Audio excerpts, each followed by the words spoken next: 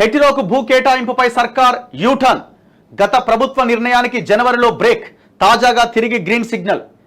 ఇది 100కి 100% ఈ గవర్నమెంట్ సమాధానం చెప్పుకోవాల్సిన అంశం. దీని వెనకాల ఏ క్విడ్ ప్రోకో జరిగిందన్నది ప్రభుత్వం చెప్పాలి.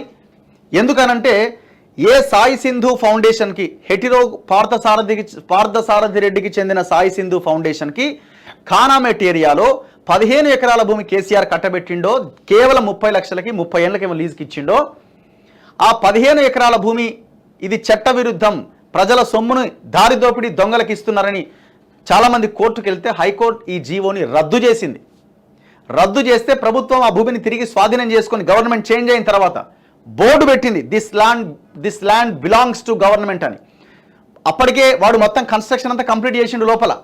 అయినా కూడా గవర్నమెంట్ గట్టిగా నిలబడి బోర్డు పెడితే జనం సంతోషించి సప్పట్లు కొట్టిరు, అబ్బా చాలా గ్రేట్ డెసిషన్ రేవంత్ రెడ్డి అని.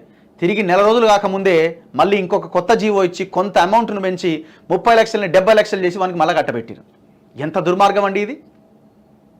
ఏం జరిగింది మరి తెర వెనక? 100% జరిగింది, జరగలేదనడానికి అవకాశమే లేదు. సాయి సింధు ట్రస్టుకు 15 ఎకరాలు కేటాయింపు, ఖానామెట్లో ఆసుపత్రి నిర్మాణం కోసం ఎకరానికి 5 లక్షలతో 30 ఏళ్ల పాటు లీజ్.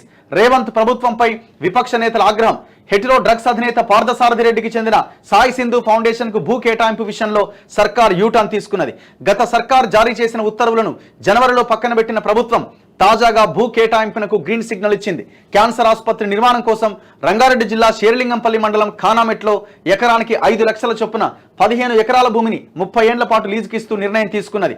ఇది ప్రస్తుతం రాష్ట్ర రాజకీయాల్లో హాట్ టాపిక్ గా మారింది. కాంగ్రెస్ సర్కార్ బీఆర్ఎస్ ఎంపీకి మేలు చేసేలా వ్యవహరిస్తున్నదనే పొలిటికల్ చర్చ మొదలైంది. గతంలో ప్రతిపక్ష నేతగా తప్పుపట్టిన రేవంత్ రెడ్డి ప్రస్తుతం ముఖ్యమంత్రిగా ఆమోదించడం చర్చకు దారితీసింది. ఎట్లా ఆమోదిస్తారు? ఇది మనం గతంలో కూడా ఆనాడు కేసీఆర్ ఈ జీవో ఇచ్చినప్పుడు మనం హాస్పిటల్ దగ్గరికి కూడా వెళ్ళినాం. ఎక్కడ ఉంటుంది ఇది? హైటెక్ సిటీ నుంచి మీరు స్ట్రేట్గా శిల్పారామం దాటుకొని వెళ్తే రైట్ సైడ్ హైటెక్స్ ఉంటుంది, టవర్, చార్మినార్ లాంటి ఒక టవర్ కనబడుతుంది హైటెక్స్ అని. కొంచెం అందులోంచి కిందికి కొంచెం వెళ్తే ఒక సిగ్నల్ వస్తుంది. సిగ్నల్ నుంచి జస్ట్ రైట్ తీసుకోగానే ఖానామెట్ అది. దాని పక్కనే యశోద ఆసుపత్రికి ఇచ్చిండు, దాని పక్కనే కమ్మ భవను, దాని పక్కనే వెలమ భవను. 5 ఎకరాలు. ఎకరం 50 నుంచి 100 కోట్ల రూపాయలు విలువ చేసే భూమి అది. 70 లక్షలకి ఇచ్చుడైందండి. వాడు ఏమన్నా సహాయం చేస్తాడా? జనానికి ఏమన్నా వ్యాపారం చేస్తారు, బిజినెస్ చేస్తారు. యశోదకి ఇచ్చిరు, వాడు ఏమైనా సహాయం చేస్తాడా? బిజినెస్ దందా. శవాలకి ట్రీట్మెంట్ చేసి రక్తం తాగుతారు ఈ దొంగలంతా. చివరికి కూడా గట్టిగా మాట్లాడితే వాళ్ళకి పైసలు ఇస్తారు ఎలక్టోరల్ బాండ్స్ రూపంలో. హాస్పిటల్స్ ఇవి ఎలాంటి లాభాపేక్ష లేకుండా ఒక ట్రస్టీ ఆధ్వర్యంలో నడవాల్సిన హాస్పిటల్స్ రక్తం తాగుతున్నాయి తెలంగాణ ప్రజల రక్తాన్ని. ఇట్లాంటి హాస్పిటల్స్కి ఇట్లాంటి హెటిరో వాడు ఏం చేసిండండి? హెటిరో అనేది కరోనా టైంలో, కోవిడ్ టైంలో జనం రక్తం తాగిరు, ట్యాబ్లెట్స్, ఇంజక్షన్లు, వాటి పేరు వీటి పేరుతోని.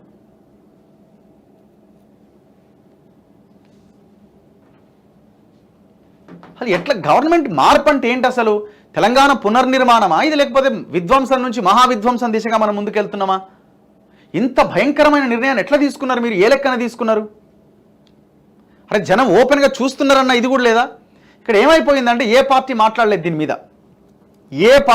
మాట్లాడలేదు. ఆయన ఏలేటి మహేశ్వర్ రెడ్డి గారు ఓపెన్ అయినా మళ్ళీ దాని ఫాలో అప్ ఉండదు. ఎందుకంటే అది వాళ్ళ యొక్క సంస్థలు కాబట్టి ఎక్కడో దగ్గర ఆయన మాట్లాడాలని ఆయనకు గట్టిగా ఇది ఉన్నా ఆయన పైన లీడర్లు ఆపుతారు ఖచ్చితంగా, దాంట్లో డౌట్ లేదు.